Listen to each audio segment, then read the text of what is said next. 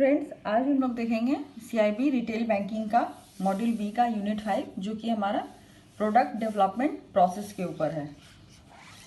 तो friends, retail banking में जो 3 बेसिक एलिमेंट हैं उसमें पहला जो है मल्टीपल प्रोडक्ट्स, जिसमें कि हमारा deposit, credit card, insurance, investment और सिक्योरिटीज कुछ भी आता है। और दूसरा है हमारा मल्टीपल चैनल ऑफ डिस्ट्रीब्यूशन, यानी कि हम बैंकों का जो प्रोडक्ट है वो किस चैनल के थ्रू डिस्ट्रीब्यूट किया जाता है कस्टमर तक। तो उसको call centre, branch, internet and kiosk banking कुछ भी हो सकता है, जिसके थ्रू बैंक जो है वो अपना प्रोडक्ट कस्टमर तक पहुंचाती है। और तीसरा है मल्टीपल कस्टमर ग्रुप, यानी कि बैंकों के पास अलग अलग तरह के मल्टीपल ग्रुप हैं कस्टमर के, जैसे consumer, small business and corporate. तो ये 3 चीजें जो है वो रिटेल बैंकिंग सेक्टर के 3 मेन एलिमेंट होते हैं। क्या क्या हो गया? मल्टीपल प्रोडक्ट, मल्टीपल चैनल और मल्टीपल कस्टमर ग्रुप। तो बैंक जो है अभी रिटेल बैंकिंग को एज अ ग्रोथ ट्रिगर जो है वो यूज कर रहा है, तो जिसके लिए बैंकों को प्रोडक्ट डेवलपमेंट और डिफरेंशिएशन जो है उसकी जरूरत होती है। तो प्रोडक्ट डेवलपमेंट प्रोसेस के लिए फ्रेंड्स, थियोडर लेविट है, उन्होंने ऑब्जर्व किया कि प्रोडक्ट जो है वो हमेशा कॉम्बिनेशन होता है टेंजिबल और इनटेंजिबल का। उन्होंने प्रोडक्ट की डिफिनीशन दी थी कि anything that has the capacity to provide the satisfaction, use and return desired by the customer, यानी कि कोई भी चीज जिसकी ये कैपेसिटी हो कि वो कस्टमर के सेटिस्फैक्शन, यूज और रिटर्न को, जो उनकी जो डिजायर है उसको रिटर्न करे, तो उसी को हम लोग प्रोडक्ट कहते हैं। तो प्रोडक्ट के लाइफ साइकिल में जो है 5 स्टेजेस होते हैं: इंट्रोडक्शन, ग्रोथ, मैच्योरिटी, सैचुरेशन और डिक्लाइन।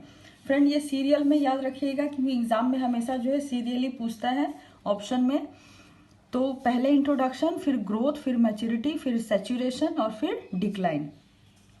तो पहला स्टेज जो है वो है इंट्रोडक्शन। इंट्रोडक्शन में क्या होता है कि इस स्टेज में प्रोडक्ट जो है वो इंट्रोड्यूस किया जाता है। इस समय में जो सेल्स होती है वो काफ़ी कम होती है और जो रेवेन्यू जनरेट होता है प्रोडक्ट से वो सफिशियंट भी नहीं होता है कि उसका कॉस्ट ऑफ प्रोडक्शन, मार्केटिंग और सर्विसिंग में जो खर्च लगा है आपका, उसको भी कवर करने के लिए वो सफिशियंट नहीं होता है।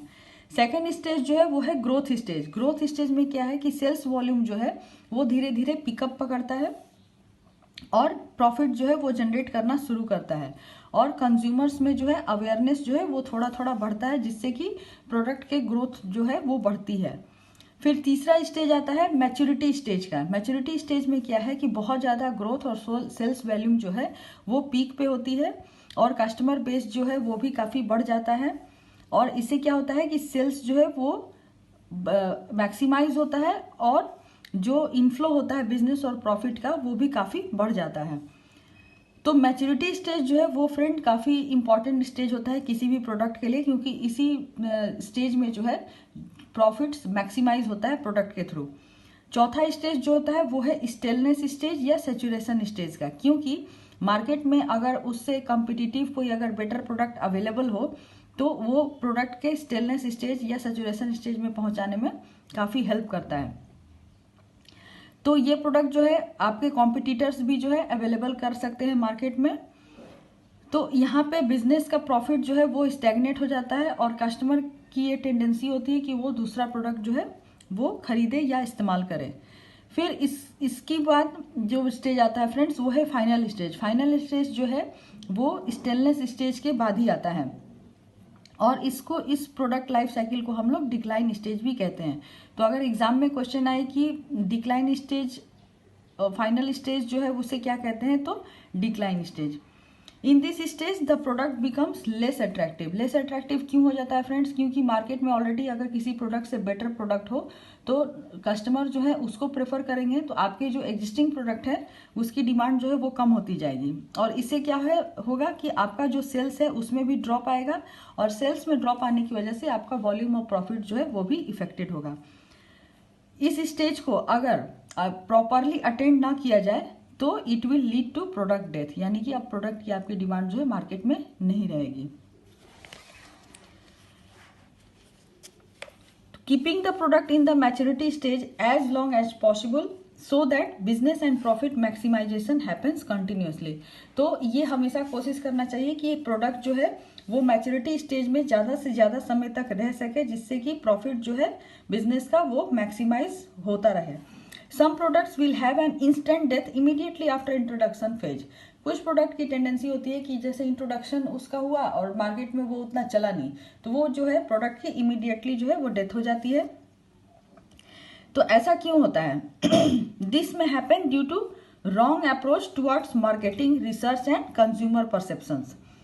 अगर वो प्रोडक्ट जो है उसकी सही से मार्केटिंग ना की जाए या वो कस्टमर के जो उनकी डिमांड है उसको सेटिस्फाई ना कर पाए, तो इस तरीके के प्रोडक्ट जो है वो जल्दी मार्केट से आउटडेटेड हो जाते हैं। In some case there will be immediate spot to the growth and maturity phase in a very short period and will stay there in the maturity period for a very long time. ठीक वैसे ही कुछ product ऐसे होते हैं जो कि immediately maturity stage में पहुंच जाते हैं और काफी समय तक जो है मैच्योरिटी स्टेज में बने रहते हैं। Success of this phases depends on proper approach by the marketer towards packaging strategy and repositioning strategy. तो इस तरीके के जो सक्सेस है उसमें क्या डिपेंड करता है? एक तो प्रॉपर अप्रोच मार्केटर्स का towards packaging strategy and रिपोजिशनिंग strategy, मतलब प्रोडक्ट को किस तरीके से लॉन्च करना है। अगर उसकी स्ट्रेटेजी जो है वो सही हो तो प्रोडक्ट जो है काफी जल्दी जो है मैच्योरिटी स्टेज में पहुंच जाएगा। तो बैंकिंग सिनेरियो में प्रोडक्ट लाइफ साइकिल जो है वो डिपेंड करता है, या तो प्रोडक्ट जो है कोर प्रोडक्ट होगा या फिर ऑगमेंटेड प्रोडक्ट होगा। तो चलिए देखते हैं कोर प्रोडक्ट और ऑगमेंटेड प्रोडक्ट क्या है। तो कोर प्रोडक्ट जो होते हैं फ्रेंड्स वो इसेंशियल प्रोडक्ट होते हैं बैंकिंग सेक्टर में, जिनको की स्ट्रॉन्ग मार्केटिंग कंटेंट की जरूरत नहीं होती है और इनका जो ग्रोथ स्टेज है वो स्टेबल लाइफ होता है प्रोडक्ट साइकिल के अंदर, और ये because they are indispensable for the different segment of customers होते हैं। इसी वजह से जो है कोर प्रोडक्ट जो है काफी डिमांडिंग होते हैं बैंकिंग सेक्टर में।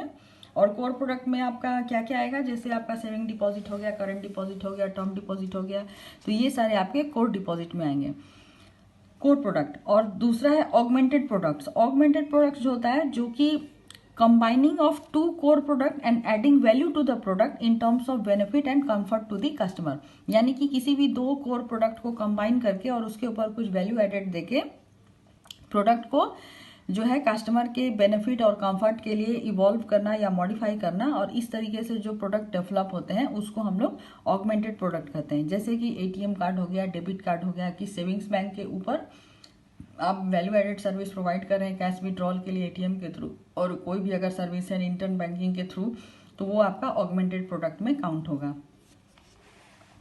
अब है product lines of a banker. तो create recall for the products term is termed as branding. किसी भी प्रोडक्ट को रिकॉल करने के टर्म को हम लोग ब्रांडिंग कहते हैं।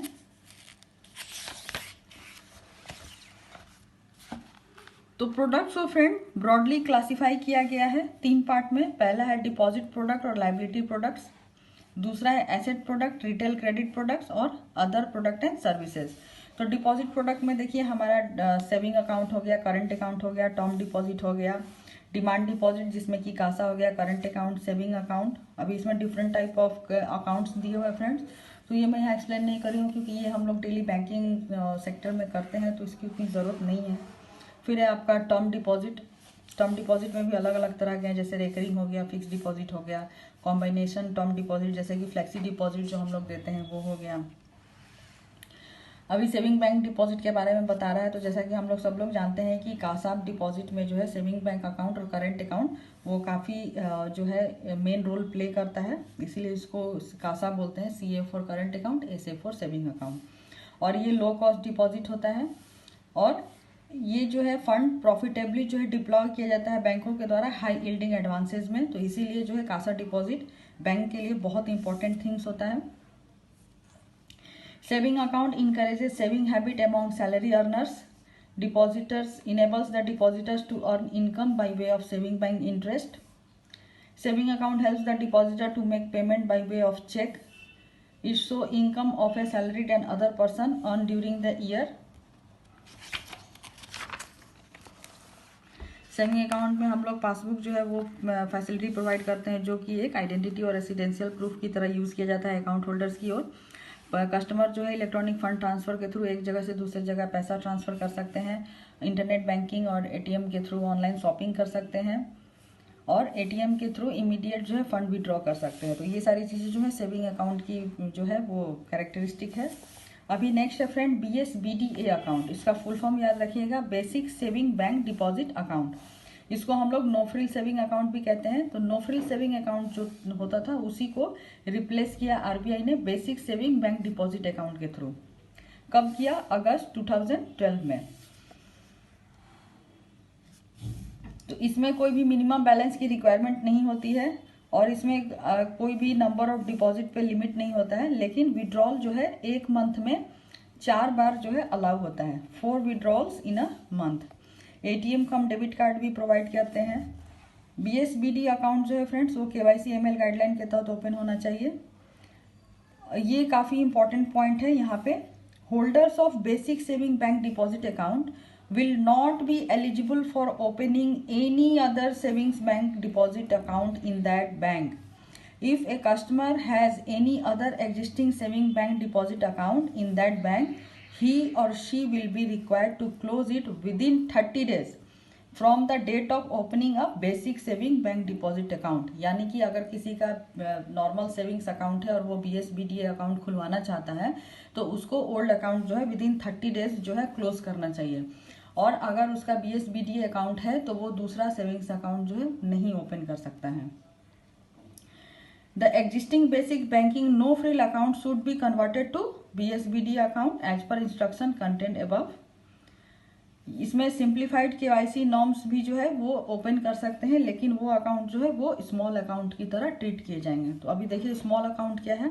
स्मॉल अकाउंट में कोई भी ऑफिशियली वैलिड डॉक्यूमेंट लेने की जरूरत नहीं है। ऑफिशियली वैलिड डॉक्यूमेंट जो है जो कि हम लोग KYC के लिए लेते हैं, इसमें आप सेल्फ अटेस्टेड फोटोग्राफ और कस्टमर का सिग्नेचर या thumb impression as per the case में भी हम लोग उसके बेसिस पे ये स्मॉल अकाउंट ओपन कर सकते हैं। ये दिसंबर 16, 2010 में गवर्नमेंट ऑफ इंडिया नोटिफिकेशन के अंदर जो है इसको इशू किया गया था। तो इसमें क्या क्या रेस्ट्रिक्शन होते हैं फ्रेंड, ये रेस्ट्रिक्शन हमेशा याद रखिए क्योंकि ये बहुत बार एग्जाम में पूछता है। इसमें है कि 1 साल में जो है जो कस्टमर है उसका जो एग्रीगेट क्रेडिट है अकाउंट में वो 1 लाख से ज़्यादा नहीं होना चाहिए। और aggregate withdrawal and transfer in a month does not exceed ₹10,000, यानी कि 10,000 से ज़्यादा पैसा वो विड्रॉ नहीं कर सकता या ट्रांसफर नहीं कर सकता। और किसी भी पॉइंट ऑफ टाइम पे उसका जो बैलेंस है वो 50,000 से ज़्यादा नहीं होना चाहिए, यानी कि 1 साल में टोटल क्रेडिट 1 लाख से ज़्यादा नहीं होना चाहिए, 1 महीने में टोटल विड्रॉल और ट्रांसफर 10,000 से ज़्यादा नहीं होना चाहिए, और किसी भी पॉइंट ऑफ टाइम में उसका जो बैलेंस है वो 50,000 से ऊपर नहीं होना चाहिए। इस अकाउंट में किसी भी तरह का फॉरेन रेमिटेंस जो है वो क्रेडिट नहीं होगा। अगर स्मॉल अकाउंट जो है ये वैलिड होता है 12 मंथ्स के लिए। 12 मंथ्स में कस्टमर को टाइम दिया जाता है तो KYC सबमिट करने के लिए। अगर कस्टमर 12 मंथ्स के अंदर KYC सबमिट नहीं करता है तो आप उसको फर्दर 12 मंथ्स का टाइम दे सकते हैं ताकि वो अप्लाई कर सके ऑफिशियली वैलिड डॉक्यूमेंट के लिए।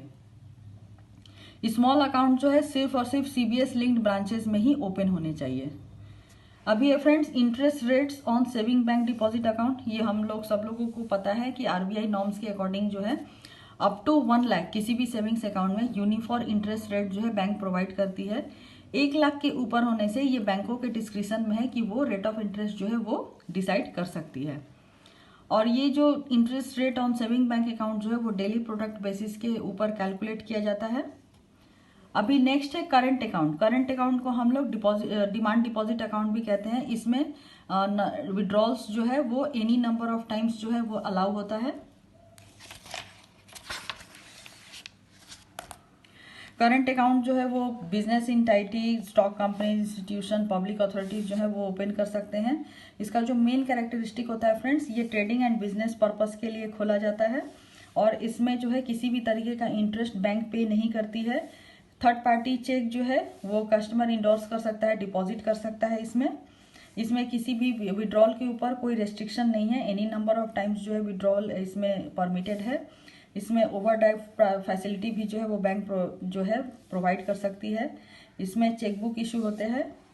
वाइटल कंपोनेंट्स ऑफ ये कासा होता है, क्योंकि मैंने आपको पहले भी बताया कासा में करंट अकाउंट और सेविंग्स अकाउंट का काफ़ी इंपॉर्टेंट रोल होता है।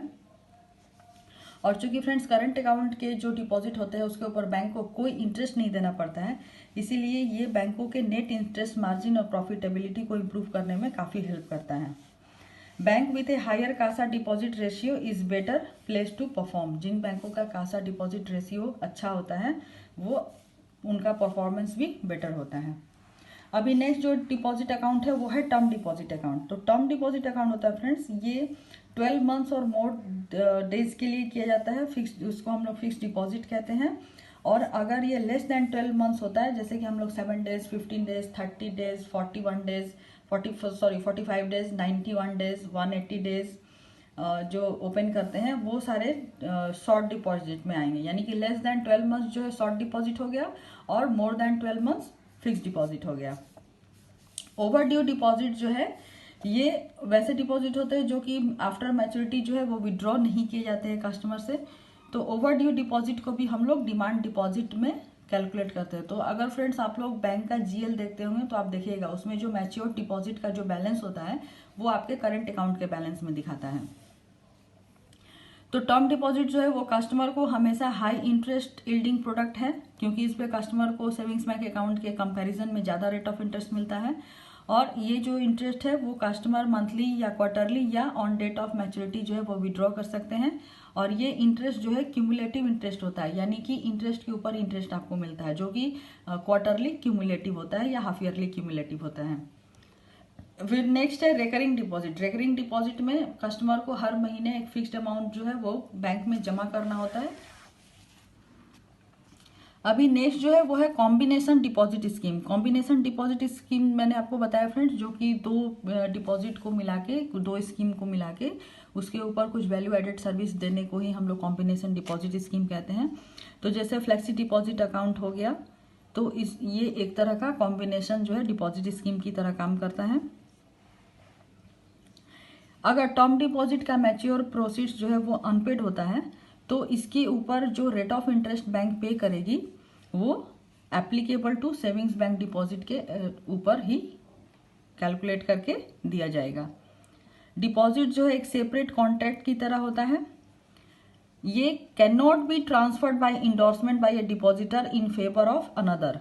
अगर बैंक में फ्रेंड कोई आता है बोलता है कि फिक्स डिपॉजिट जो है मेरे नाम में है लेकिन ये मैच्योर हो गया है तो आप ये पैसा जो है इनके अकाउंट में ट्रांसफर कर दीजिए, तो वो रॉन्ग प्रैक्टिस है। एफडी जिसके नाम पे है मैच्योरिटी प्रोसीड्स भी उसी के अकाउंट में जाएगी। तो ये कभी भी ट्रांसफर नहीं किया जा सकता है। अगर डिपॉजिटर ने आपको इंडोर्समेंट भी दे रखा है तो थर्ड पार्टी के अकाउंट में ये ट्रांसफर नहीं होगा। अभी है floating rate domestic term deposit. Bank जो है कुछ term deposit floating rate of interest के ऊपर भी ऑफर करती है। नेक्स्ट टॉपिक है KYC guideline. KYC guideline friend जो prevention of money laundering act 2002 और prevention of money laundering maintenance of record rules 2005, इसके अकॉर्डिंग जो है कुछ की एलिमेंट्स दिए गए हैं केवाईसी गाइडलाइंस के लिए। तो वो क्या क्या है? पहला है कस्टमर एक्सेप्टेंस पॉलिसी और दूसरा है risk management, customer identification procedure यानी कि CIP और मॉनिटरिंग ऑफ ट्रांजैक्शन। ये 4 एलिमेंट इसको आप हमेशा याद रखिएगा friends. Customer acceptance policy, risk management, CIP यानी कस्टमर आइडेंटिफिकेशन प्रोसेस और मॉनिटरिंग ऑफ ट्रांजैक्शंस। तो बैंकों को हमेशा ये इंश्योर करना होता है केवाईसी गाइडलाइन के अंदर कि उनके पास कोई भी फिक्सेस या बिनामी नेम में कोई अकाउंट तो नहीं खुला हुआ है। अकाउंट जो है कोई भी बिना कस्टमर ड्यू डिलीजेंस मेजर को अप्लाई किए हुए नहीं ओपन करना चाहिए। हमेशा जो है केवाईसी पर्पस के लिए उन कस्टमर का जो केवाईसी है वो पीरियोडिकली जो है अपडेट करना चाहिए। अगर कोई ऑप्शनल एडिशनल इंफॉर्मेशन है कस्टमर का तो वो उनसे ऑब्टेन करना चाहिए। कस्टमर ड्यू डिलीजेंस प्रोसीड्यूर जो है वो ज्वाइंट अकाउंट होल्डर्स के लिए भी फॉलो करना चाहिए। किसी भी सर्कमस्टांसेस में कस्टमर जो है अगर किसी अनदर पर्सन या इंटाइडी के बिहाफ में एक्ट कर रहा है तो उसको प्रॉपर डॉक्यूमेंटेशन के थ्रू करना चाहिए। किसी भी कस्टमर का जो आइडेंटिटी है अगर वो does not match with any person और इंटाइटी, मतलब एक पर्सन का अगर जो भी डिटेल्स है वो किसी दूसरे पर्सन के साथ मैच नहीं होना चाहिए या डुप्लीकेशन नहीं होना चाहिए। इवन अगर सेम कस्टमर है फ्रेंड्स तो उसका भी कोई भी आईडी जो है कस्टमर आईडी वो डुप्लीकेट नहीं होना चाहिए। रिस्क मैनेजमेंट के पॉइंट ऑफ व्यू से जो भी कस्टमर हैं उनको कैटेगराइज करना चाहिए लो, मीडियम और हाई रिस्क कैटेगरी में। अभी यहाँ पे केवाईसी नॉर्म्स में जो सबसे इंपॉर्टेंट पॉइंट होता है फ्रेंड्स वो है ओवीडी, यानी कि ऑफिशियली वैलिड डॉक्यूमेंट। अभी एज पर आरबीआई गाइडलाइंस जो है मेनली जो आपका ऑफिशियली वैलिड डॉक्यूमेंट्स है वो है passport, driving licence, PAN card number, voter identity card, NREGA card और आधार कार्ड। तो ये 6 ओबीडी में से कोई भी आप एक को as a proof of identity and proof of address जो है आप उसको यूटिलाइज कर सकते हैं। Customer shall not be required to furnish separate proof of current address. अगर कस्टमर का जो करंट एड्रेस है वो उसके जो ओवीडी डॉक्यूमेंट में मेंशन है उससे अगर अलग एड्रेस है तो उसके लिए आप कोई सेपरेट प्रूफ जो है वो कस्टमर को प्रोड्यूस नहीं करना है। Only obtain a declaration from the customer indicating the address to which all correspondence will be made by the bank। यानी कि कस्टमर के जो भी करस्पॉन्डेंस हैं वो एक डिक्लेरेशन बेसिस पे लेकर के आप उस एड्रेस पे कस्टमर को करस्पॉन्डेंस एड्रेस के लिए सिर्फ फ्रेंड्स, परमानेंट एड्रेस को आप इसके ऑन डिक्लेरेशन बेसिस नहीं चेंज कर सकते हैं। लोकल एड्रेस फॉर करस्पॉन्डेंस जो है जिसके लिए प्रूफ अगर अवेलेबल नहीं है तो आप उसको किसी भी पॉजिटिव कंफर्मेशन के थ्रू जो है आप वेरीफाई कर सकते हैं, या तो आप उसके पास कोई लेटर भेज के या चेकबुक या एटीएम कार्ड या टेलीफोनिक कन्वर्सेशन या उस प्लेस को पर्सनली विजिट करके वेरीफाई कर सकते हैं। It is observe that address mention as per proof of address has undergone a change. अभी कस्टमर का अगर परमानेंट एड्रेस जो है जो प्रूफ ऑफ एड्रेस में लिखा हुआ वो चेंज हो गया है तो कस्टमर को 6 मंथ्स के अंदर जो है नया प्रूफ ऑफ एड्रेस जो है वो सबमिट करना है fresh. The e KYC of UIDAI is treated as officially valid document. जो ई-केवाईसी हम लोग करते हैं फ्रेंड्स वो भी एक ऑफिशियली वैलिड डॉक्यूमेंट्स की तरह ट्रीट किया जाना चाहिए। और ओवीडी के साथ साथ एक रीसेंट फोटोग्राफ कस्टमर का वो भी लेना है, ये भी एज पर केवाईसी गाइडलाइन है। अगर कोई कस्टमर डॉक्यूमेंट प्रोवाइड करता है जिसमें उसका नेचर ऑफ बिजनेस या फाइनेंशियल स्टेटस जो है वो पता चलता है तो आप उसको भी एज पर केवाईसी नॉर्म्स ले सकते हैं। अभी है कैश डिपॉजिट की बात। अगर कोई कस्टमर जो है उसके अकाउंट में 50,000 एंड अबव अगर कैश जमा होता है तो उसके लिए पैन की जरूरत है। माइनर के केस में अगर माइनर का पैन नहीं है तो आप उसके फादर, मदर या उसका जो गार्जियन है उसके पैन को लेकर के अकाउंट में जो है कैश डिपॉजिट अलाउ कर सकते हैं। अगर कस्टमर के पास पैन नंबर नहीं है तो फॉर्म नंबर 60, यहाँ पे एक चीज़ और नहीं दिया है फ्रेंड, 61 जो है एग्रीकल्चर पर्सन को देना होता है, 60 जो है नॉर्मल इंडिविजुअल्स को देना होता है। तो उनको फॉर्म 60 में जो है ये डिक्लेरेशन देना होगा कि उनके पास कोई भी पैन नहीं है और वो अपने अकाउंट में 50,000 एंड अबव जो है वो कैश डिपॉजिट कर रहे हैं। Opening of deposit account. Opening of deposit account जो है कुछ कुछ बैंकों में सेंट्रलाइज्ड लाइबिलिटी प्रोसेसिंग सेंटर के द्वारा किया जाता है, कुछ बैंकों में ये ब्रांच लेवल पे भी ओपन किया जाता है। तो इशू ऑफ पासबुक जो है ये हमेशा ब्रांच लेवल पे होगा और चेकबुक और डेबिट कार्ड जो है बहुत से बैंकों में अभी फ्रेंड्स ये सेंट्रलाइज्ड अप्रोच हो चुका है जहाँ पे चेकबुक और डेबिट कार्ड जो है वो लाइबिलिटी सेंटर से प्रोसेस करके कस्टमर को डिस्पैच किया जाता है उनके करेस्पॉन्डेंस एड्रेस के ऊपर। टर्म डिपॉजिट भी जो है ऑलमोस्ट बैंकों में ब्रांच लेवल पे खोला जाता है, लेकिन अभी ये फ्रेंड ये भी लाइबिलिटी सेंटर के बेसिस पे किया जा रहा है ताकि टर्म डिपॉजिट जो है वो ब्रांच कस्टमर से फॉर्म्स लेकर के वो लाइबिलिटी सेंटर को स्कैन करके भेज देगी और आपका फिक्स डिपॉजिट जो है वो लाइबिलिटी सेंटर से ही ओपन किया जाएगा। अभी है सी-केवाईसी ये अभी नया शुरू हुआ है फ्रेंड। सी-केवाईसी का मतलब है कि गवर्नमेंट ऑफ इंडिया ने सरसाई को ऑथराइज किया है to perform the function of the CKYCR. CKYCR का मतलब सेंट्रल केवाईसी होता है जहाँ पे कि सारे इंडिविजुअल और लीगल एंटिटीज का जो केवाईसी है वो सरसाई के पास जो है वो रिकॉर्ड में रखा जाएगा। जो भी अकाउंट 1 जनवरी 2017 के बाद ओपन हुए हैं उनके ऊपर सी-केवाईसी जो है वो एप्लीकेबल है। तो नो योर कस्टमर फॉर्म्स, अभी केवाईसी फॉर्म्स के बारे में यहाँ पे दिया हुआ फ्रेंड्स, ये हम लोग रोज ही लेते हैं बैंकों में, तो इसको उतना डिटेल में देखने की जरूरत नहीं है, फिर भी मैं एक ओवरव्यू इसका दे रही हूँ कि ये जो है अकाउंट ओपनिंग फॉर्म में एज एन एक्स्ट्रा जो है ऑब्टेन करना चाहिए कस्टमर के साथ। इसमें कस्टमर के सारे डिटेल लिखे होते हैं, जैसे उसका नाम, address, father's name, spouse name, किस तरह का अकाउंट उसको ओपन कराना है, उसका एज बैंड क्या है, ऑक्यूपेशन क्या है, क्वालिफिकेशन क्या है, नेशनैलिटी क्या है, उसका एकोमोडेशन कैसा है, उसके पास क्या क्या कन्वीनियंस अवेलेबल है, उसके पास फ़ोन है कि नहीं है, क्रेडिट कार्ड है कि नहीं है, ये सारी चीज़ें जो है, source of fund, annual income, ये सारी चीज़ें उसमें मेंशन होती हैं। तो बेस्ड ऑन अबव इंफॉर्मेशन जो है ब्रांच जो है वो रिकॉर्ड करती है, उनका आइडेंटिटी और जेन्युइननेस जो है उसको वेरीफाई करती है, एड्रेस वेरीफाई करती है, और उसके बेसिस पे रिस्क परसेप्शन जो है वो किया जाता है, और एक थ्रेशोल्ड जो है ट्रांजैक्शन, कस्टमर के ट्रांजैक्शन के ऊपर या अकाउंट में फिक्स किया जाता है। तो इसमें जो है फ्रेंड्स केवाईसी का पीरियोडिक अपडेशन, ये भी इम्पॉर्टेंट पॉइंट है कि केवाईसी का जो पीरियोडिक अपडेशन है वो कितने दिनों में होना चाहिए। तो जैसा कि हमने देखा कि कस्टमर जो है वो 3 रिस्क कैटेगरीज में कैटेगराइज हैं, लो रिस्क, लो, मीडियम और हाई। तो फ्रेंड्स इसको आप नोट कर लीजिए, अगर लो रिस्क कस्टमर है तो उसको 10 ईयर्स में सबमिट करना है, अपडेट करना है अपना केवाईसी, मीडियम रिस्क को 8 साल में और हाई रिस्क को 2 साल में।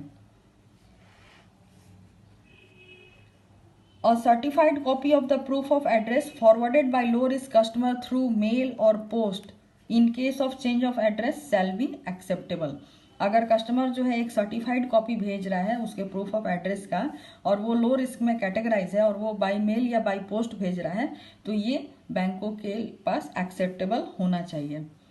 Physical presence of low risk customer at the time of periodic updation shell not B insisted upon. आप बैंक में देखे होंगे कि काफ़ी एम्प्लॉय जो है वो फिजिकल जो प्रेजेंस है कस्टमर का वो इंसिस्ट करते हैं फॉर केवाईसी अपडेशन के लिए। ये ठीक है फ्रेंड्स, आप जो है रिस्क प्रिकॉशन के लिए जो है इसको कर सकते हैं, लेकिन ये जो है मैंडेटरी नहीं है, आप कस्टमर को इंसिस्ट नहीं कर सकते हैं। The time limit prescribed above would apply from the date of opening of the account. और ये जो टाइम लिमिट है 10, 8 और 2 का, इसको याद करने का एक और भी तरीका फ्रेंड्स, ये 2 + 8 = 10, यानी कि 2, 8, 10 आप इसको आसानी से याद कर सकते हैं। तो ये जो डेट है ये आपका काउंट होगा from the date of opening से। कस्टमर का फ्रेश फोटोग्राफ जो है वो ऑब्टेन करना है अगर वो माइनर से मेजर हुआ है तो। E KYC process OTP based जो है ऑथेंटिकेशन जो होता है वो भी पीरियोडिक अपडेशन में अलाउ है। तो इस तरीके से हम देखते हैं कि जो केवाईसी है वो क्या क्या चीज़ों को मैप कर रहा है, biographical, professional, social and credit profile of the customer. और केवाईसी फॉर्म जो है वो एज अ टूल भी हम लोग यूज़ कर सकते हैं किसी भी कस्टमर को क्रॉस सेलिंग के लिए। तो इसीलिए फ्रेंड्स जो केवाईसी फॉर्म है वो कस्टमर से डुअली फिल्ड करवाइए, वो अनफिल्ड नहीं होना चाहिए। अगर कोई कस्टमर जो है वो उसमें इंपॉर्टेंट इंफॉर्मेशन जो है वो स्किप करता है तो इससे आप उसको सही तरीके से आइडेंटिफाई नहीं कर सकते हैं। तो केवाईसी जो है ये किसी भी कस्टमर के जो स्टार्टिंग पॉइंट है इस पे बहुत डिपेंड करता है, और ये आपके लॉन्ग टर्म रिलेशनशिप जो है कस्टमर के साथ और बैंक के साथ उसको इस्टेब्लिश करने में और डेवलप करने में काफ़ी हेल्प करता है। तो इसीलिए आप कस्टमर को हमेशा बोलिए जो केवाईसी फॉर्म है उसको प्रॉपरली फिल करने के लिए। अभी क्रेडिट प्रोडक्ट्स और एसेट प्रोडक्ट्स हम लोग देखते हैं। डिपॉजिट प्रोडक्ट हमने देख लिया, क्रेडिट प्रोडक्ट्स में क्या क्या है, तो इसमें इसको 2 ब्रॉड कैटेगरीज में कैटेगराइज किया गया है फ्रेंड्स। एक है ट्रेडिशनल क्रेडिट स्कीम जिसमें कि हमारा कैश क्रेडिट, ओवरड्राफ्ट, ये सारी चीज़ें आती हैं, और दूसरा है market oriented new credit scheme जिसमें कि demand loans, term loans, bill finance, इस तरह के स्कीम्स आते हैं।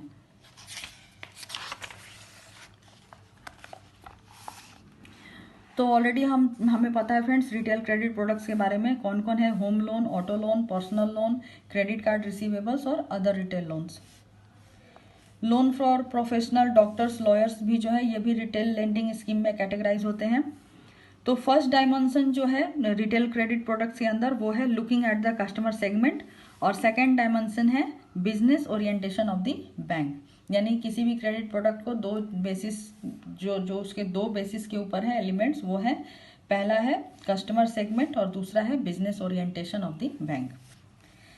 अब नेक्स्ट है other products and services. Deposit हमने देख लिया फ्रेंड्स, लाइबिलिटी प्रोडक्ट्स देख लिया, एसेट प्रोडक्ट्स देख लिया। अभी अदर प्रोडक्ट्स में जो वैल्यू एडेड सर्विसेज जो हम लोग कस्टमर को प्रोवाइड करते हैं जैसे एनईएफटी हो गया, आरटीजीएस हो गया, internet banking, mobile banking. Other fee based services भी होते हैं जो जैसे कि collection of cheques, safe deposit locker, merchant banking. तो ये सारी चीज़ें जो है ये अदर प्रोडक्ट्स में आते हैं। नॉन फंड बेस्ड बिजनेस जो है वो भी अदर सर्विसेज में आती है। नॉन फंड बेस्ड बिजनेस में bank guarantee, letter of credit, co acceptance of bills, ये सारी चीज़ें आती हैं। तो जो ये सर्विसेज है फ्रेंड्स, बैंक गारंटी और एलसी और को एक्सेप्टेंस ऑफ बिल्स, ये तो पहले तो नो फंड बेस्ड होती है, लेकिन इन फ्यूचर टाइम ये लाइबिलिटी में अराइज हो सकती हैं। बैंक गारंटी जो है वो गारंटी होता है जो कि बैंक अपने कस्टमर के बिहाफ में देती है बेनिफिशियरी को, जिसमें ये गारंटी दी जाती है कि अगर कस्टमर जो है वो बेनिफिशियरी को पे नहीं करता है तो बैंक जो है वो लायबल होती है उसको पेमेंट रिलीज करने के लिए। लेटर ऑफ क्रेडिट ठीक वैसे ही एक अंडरटेकिंग होता है जो कि बेनिफिशियरी का बैंकर जो है वो लेता है कि अगर बेनिफिशियरी जो है वो एक प्रिस्क्राइब्ड अमाउंट जो है उसको मिलेगा अगर वो सर्टेन डॉक्यूमेंट्स जो कि उसके कॉन्ट्रैक्ट में या एलसी में मेंशन है उसको प्रोड्यूस करता है तो। और ये कॉन्ट्रैक्ट जो है ये कस्टमर और बेनिफिशियरी के बीच में होता है। There would be no funds outlay. इस तरीके के जो प्रोडक्ट होते हैं फ्रेंड्स उसमें फंड्स आउटले नहीं होता है, लेकिन इन फ्यूचर डेट जो है ये लाइबिलिटी जो है अगर बैंक क्रिस्टलाइज करती है, क्योंकि अगर कस्टमर डिफॉल्ट करता है तो बैंकों को जो ये बिल या एलसी या गारंटी जो भी है वो ऑनर करना होता है। तो उसके बाद जो नॉन फंड बेस्ड लाइबिलिटी जो है वो फंड बेस्ड में कन्वर्ट हो जाती है। और ये जो नॉन फंड बेस्ड जो सर्विसेज हैं फ्रेंड्स उसमें बैंकों को अच्छा खासा इनकम और प्रॉफिट मिलता है, क्योंकि बैंक जो है इसके ऊपर कमीशन कलेक्ट करती है और यहाँ पे बैंकों को कोई फंड जो है वो भी आउटले नहीं करना पड़ता है। Outlay of funds is involve if there is failure of the obligation by the party. लेकिन यहाँ पे फंड आउटले कब इन्वॉल्व हो जाएगा, अगर पार्टी जो है वो अपने ऑब्लिगेशंस को कंप्लीट करने में फेल्ड हो जाता है। तो को एक्सेप्टेंस ऑफ बिल्स का मतलब है कि बैंक जो है एक अंडरटेकिंग देती है कि वो जिसने बिल ड्रॉ किया है उसको पेमेंट करेगी, और ये ड्रॉअर ऑफ बिल जो है वो सेलर या एक्सपोर्टर कोई भी हो सकता है। तो ड्यू डेट के ऊपर वो उसको पे करेगी, वो उस कंडीशन में भी पे करेगी अगर बायर या इंपोर्टर जो है वो फेल हो जाता है उस डेट में उसको पेमेंट करने में। अभी other fee based services, distribution of third party products.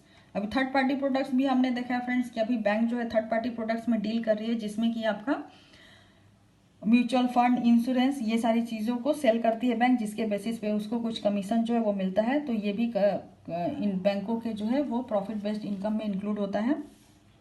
इसी को हम लोग पारा बैंकिंग एक्टिविटीज़ भी कहते हैं। अभी प्रोडक्ट में नया जो हमारा टॉपिक है फ्रेंड्स वो है न्यू प्रोडक्ट डेवलपमेंट, यानी कि नया प्रोडक्ट जो है उसको कैसे डेवलप करती है बैंक।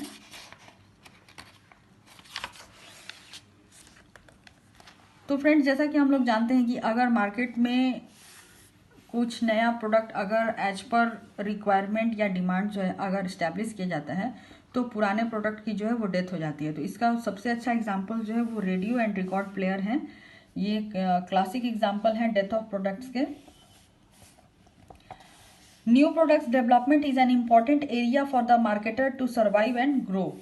तो अगर न्यू प्रोडक्ट जो है उसको अगर आप डेवलप नहीं करते हैं तो आप मार्केट में सर्वाइव या ग्रो नहीं कर सकते हैं, क्योंकि चेंजिंग इन्वायरमेंट सिनेरियो के अकॉर्डिंग जो है नए नए प्रोडक्ट जो है डेवलप करने होते हैं।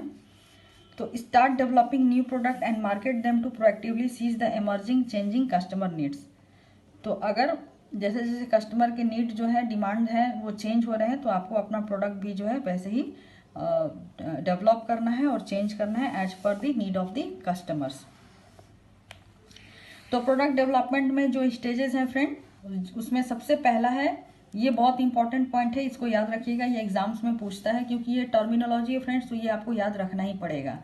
तो पहला है आइडिया जनरेशन, दूसरा है आइडिया स्क्रीनिंग, तीसरा है कंसेप्ट टेस्टिंग, चौथा है बिजनेस एंड मार्केट एनालिसिस, और पांचवा है product development, test marketing and commercialization.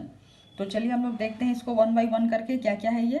तो जनरेटिंग न्यू प्रोडक्ट आइडियाज़ का मतलब ही है कि आप मार्केट रिसर्चर जो है वो कस्टमर के एक्सपेक्टेशन के बेस्ड पे जो है और न्यू प्रोडक्ट के आइडियाज़ जनरेट करते हैं।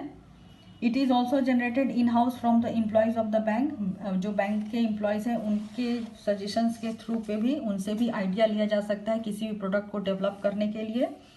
अब आइडिया तो आ गया फ्रेंड्स, अब आइडिया को आने के बाद उसको स्क्रीनिंग करने की ज़रूरत है, यानी कि जितने भी सारे आइडिया आए हैं उनको एक साथ ग्रुप करना और उसमें ये चीज़ देखना कि क्या इस तरीके के नए प्रोडक्ट्स की ज़रूरत है या नहीं है, क्या एग्जिस्टिंग प्रोडक्ट है उसको इम्प्रूव किया जा सकता है, एग्जिस्टिंग इंफ्रास्ट्रक्चर जो है बैंक का वो नए प्रोडक्ट को हैंडल करने के लिए जो है कैपेबल है कि नहीं है, और जो नया प्रोडक्ट का जो आइडिया आ रहा है वो हमारे एग्जिस्टिंग लाइन ऑफ बिजनेस से मैच करता है या नहीं करता है।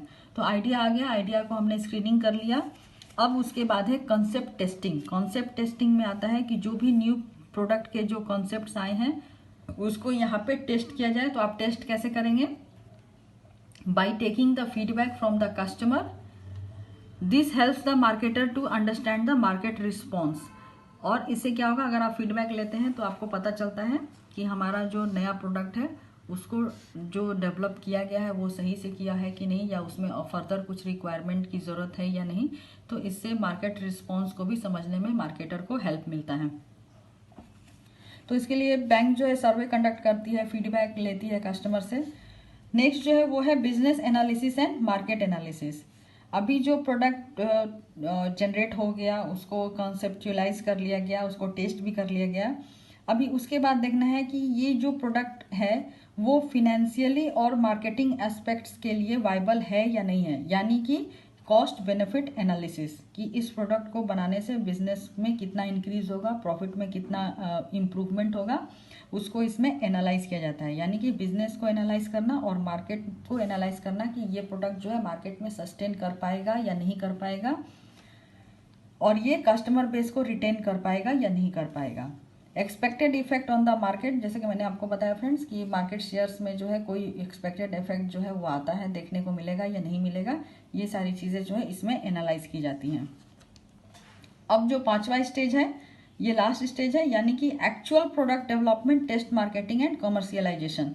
सब हो जाने के बाद अभी प्रोडक्ट जो है फाइनली मार्केट में टेस्ट किया जाएगा। तो मार्केट में टेस्ट करने के पहले अगर इसको पैन इंडिया लेवल पे या पैन वर्ल्ड लेवल पे अगर किया जाए और ये फ्रेंड अगर फेल हो जाए तो बैंकों को काफ़ी लॉस हो सकता है। तो इसीलिए बैंक पहले क्या करती है कि अगर कोई नया प्रोडक्ट डेवलप हुआ है तो उसको एक सेलेक्टेड मार्केट एरिया में जो है या मार्केट सेगमेंट में उसको जो है डेवलप इस्टेब्लिश करती है, लॉन्च करती है, और उसके बेसिस पे जो है फीडबैक रिसीव करती है फ्रॉम द मार्केट,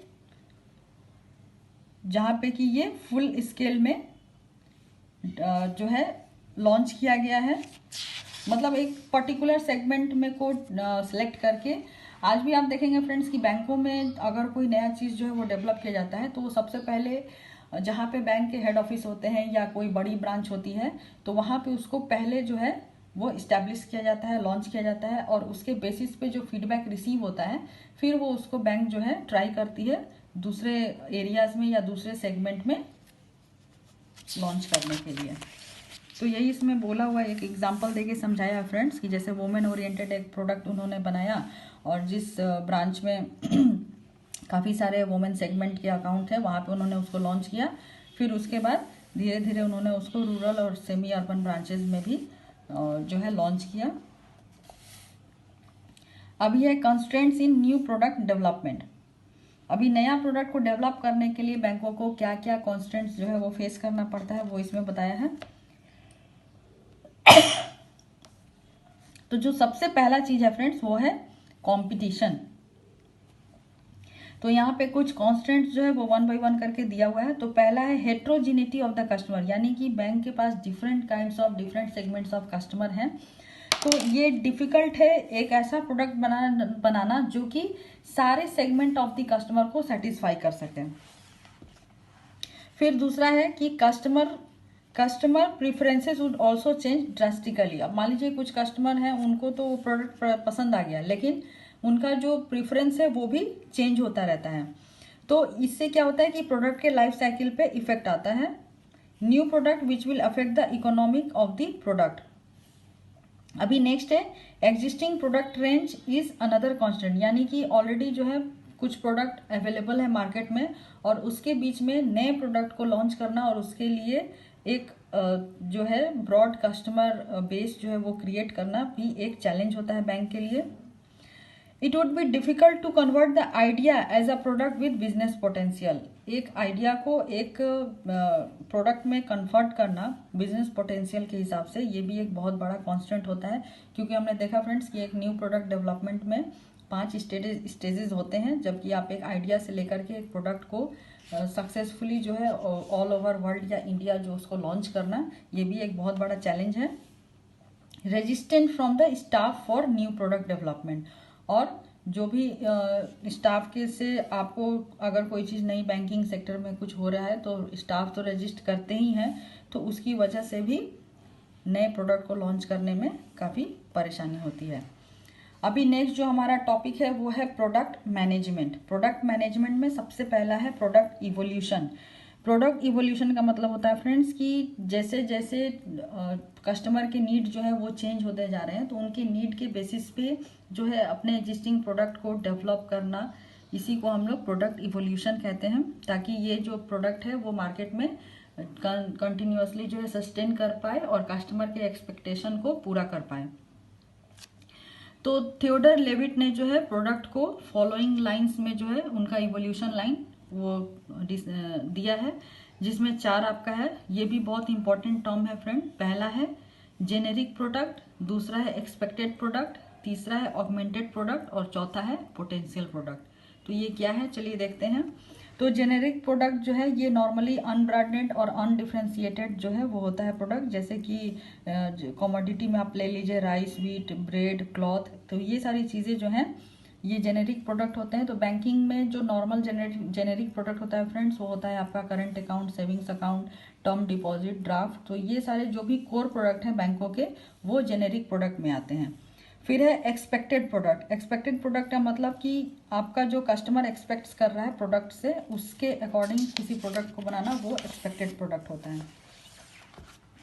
फिर है ऑगमेंटेड प्रोडक्ट। ऑगमेंटेड प्रोडक्ट का मतलब है कि आपका ऑगमेंटिंग और enriching the product voluntarily, result of voluntary improvements about by the marketers. जो भी आपके प्रोडक्ट्स में इंप्रूवमेंट आएगा। ऑगमेंटेड प्रोडक्ट मैंने आपको बताया फ्रेंड्स कि कोई भी 2 कोर प्रोडक्ट को मिला के उसके ऊपर वैल्यू एडेड कुछ अगर सर्विसेज हम प्रोवाइड करते हैं तो वो ऑगमेंटेड प्रोडक्ट होता है। तो ये किसी भी प्रोडक्ट को इनरिचमेंट जो करना या उसमें कुछ वैल्यू एडेड सर्विसेज देके उसको काफ़ी अच्छा बनाना, वही ऑगमेंटेड प्रोडक्ट हो गया। तो इसमें क्या होता है कि बैंक जो है वो कस्टमर को कुछ एक्स्ट्रा फैसिलिटी जो है वो प्रोवाइड करती है। नेक्स्ट है वो है पोटेंशियल प्रोडक्ट। पोटेंशियल प्रोडक्ट का मतलब है कि अट्रैक्ट एंड होल्ड कस्टमर, मतलब ये कस्टमर को अट्रैक्ट करे और होल्ड करके रखे, और इस तरीके के प्रोडक्ट जो है वो डेवलप किए जाते हैं on the basis of suggestion, new idea and redesigning of the existing product. यानी आपके प्रोडक्ट को और बेहतर से बेहतर बनाना। तो ऑब्वियस है कि जो कस्टमर उससे जुड़े हुए हैं वो अगर आपका इवॉल्व होता है प्रोडक्ट तो उसकी पोटेंशियलिटी भी जो है वो भी बढ़ेगी। अब है प्रोडक्ट पॉलिसी।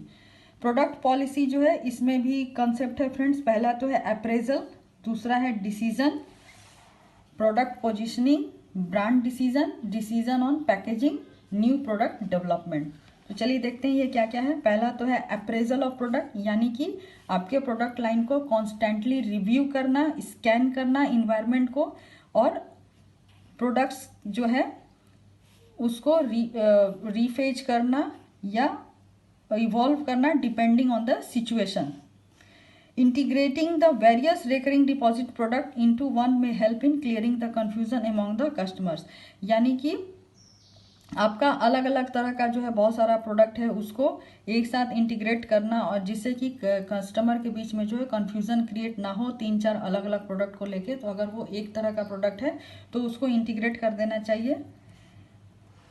नेक्स्ट है decision on product differentiation. Appraisal हो गया फ्रेंड्स, यानी कि अप्रेजल में मेन चीज जो है कस्टमर नहीं, प्रोडक्ट के जो रिव्यू हैं उसको कॉन्स्टेंटली प्रोडक्ट को रिव्यू करना, मार्केट को स्कैन करना कि क्या कस्टमर के डिजायर है, नीड है, और उसको अप्रेज करना अपने प्रोडक्ट को कि क्या प्रोडक्ट जो है कस्टमर नीड को सेटिस्फाई कर पा रहा है या नहीं पा रहा है, मार्केट में वो कॉम्पीट कर पा रहा है या नहीं कर पा रहा है, इनकम जनरेशन हो रहा है कि नहीं हो रहा है, ये सारी चीज़ों को अप्रेज करना।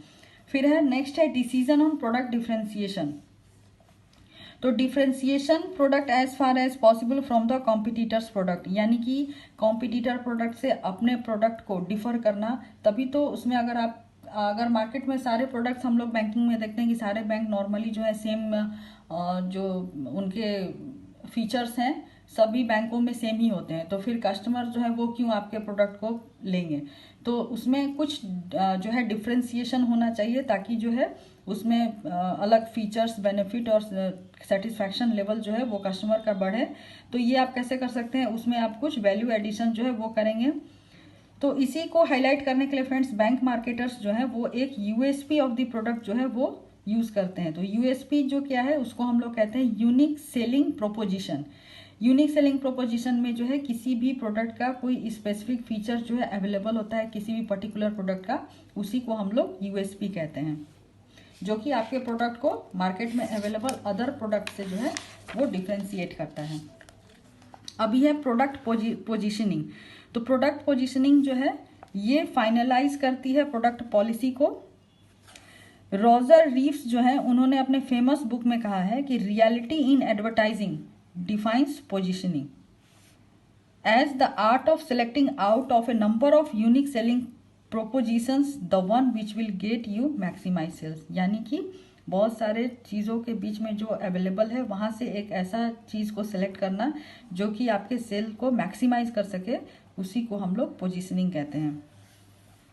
ये इसमें सबसे जो इम्पोर्टेंट फैक्टर प्ले करता है वो है कस्टमर्स माइंड, यानी कि आपके कस्टमर के माइंड को जो है यहाँ पे देखिए friends, marketer should find a strong position in customers mind and sit on that. यानी कि कस्टमर के माइंड को, कस्टमर के डिमांड को, कस्टमर क्या चाहता है उसको समझना और उसके अकॉर्डिंग जो है उसके प्रोडक्ट के थ्रू हो या जो भी हो उसके कस्टमर के माइंड को ग्रैब करना, यही आपका प्रोडक्ट पोजीशनिंग है। यानी कस्टमर आपके प्रोडक्ट को देखते ही जो है वो प्रोडक्ट लेने को तैयार हो जाए। जैक ट्राउट द पोजीशनिंग गुरु, जो जैक ट्राउट थे, यहाँ पे दो नाम है फ्रेंड्स, एक रॉजर रीव्स है और एक है जैक ट्राउट। रॉजर रीव्स ने जो है उन्होंने कहा है कि reality in advertising defines positioning, यानी कि एडवर्टाइजमेंट में जो रियलिटी है वो डिफाइन करता है पोजीशनिंग को। और जैक ट्राउट ने पोजीशनिंग को डिफाइन किया कि positioning as not as what you do to the product but what you do to the mind. यानी कि आप प्रोडक्ट के साथ क्या कर रहे हैं वो पोजीशनिंग नहीं है, आप माइंड के साथ क्या कर रहे हैं वो आपका सही पोजीशनिंग है। तो bank marketers will review the product features and USP of the product and add value to the product and try to recapture और रिटेन द पोजीशन। जो भी मार्केटर्स होते हैं बैंकों के, वो प्रोडक्ट फीचर को रिव्यू करते हैं, उसके यूएसपी को रिव्यू करते हैं और जैसे इन्वायरमेंट का रिक्वायरमेंट है और कस्टमर के डिमांड है, नीड है, कस्टमर क्या चाहता है, उसके बेसिस पे उस पर जो है वैल्यू ऐड करना और उसके पोजीशन को रिकैप्चर करना या रीपोजिशन करना, इसी को हम लोग रीपोजिशनिंग स्ट्रेटेजी कहते हैं। सबसे लास्ट जो है फ्रेंड वो है प्रोडक्ट ब्रांडिंग। प्रोडक्ट का जो ब्रांड है, यानी कि हम लोग प्रोडक्ट को कोई स्पेसिफिक नेम देते हैं, तो ये भी जो है प्रोडक्ट को कैची और अट्रैक्टिव बनाने में काफ़ी हेल्प करता है। जैसे कि कुछ बैंक, पब्लिक सेक्टर बैंक में कार लोन के लिए एक स्कीम बनाया गया जिसका नाम रखा गया पुष्पका, और हाउसिंग लोन के लिए शुभ गृहा। तो इस तरीके के जो ब्रांडिंग नेम होते हैं ये प्रोडक्ट को अट्रैक्टिव बनाते हैं और ये कस्टमर को जो है वो लिवाइस करते हैं कि आप उसको जो है इंटाइस करते हैं कि कस्टमर जो है उस प्रोडक्ट के बारे में जानना चाहेंगे, उसको लेना चाहेंगे। तो इस तरीके से प्रोडक्ट की ब्रांडिंग भी जो है वो प्रोडक्ट मार्केटिंग में काफ़ी हेल्प करता है। तो फ्रेंड्स ये चैप्टर काफ़ी बड़ा था लेकिन ये बहुत इंपॉर्टेंट चैप्टर है, तो आप इसको ज़रूर वॉच करिएगा। और आपको अगर हमारा चैनल अच्छा लग रहा है तो आप हमारे चैनल को लाइक करिए, शेयर करिए, सब्सक्राइब करिए। नेक्स्ट वीडियो में हम लोग नेक्स्ट टॉपिक के साथ मिलेंगे, तो तब तक के लिए keep watching our channel and thank you for watching this video.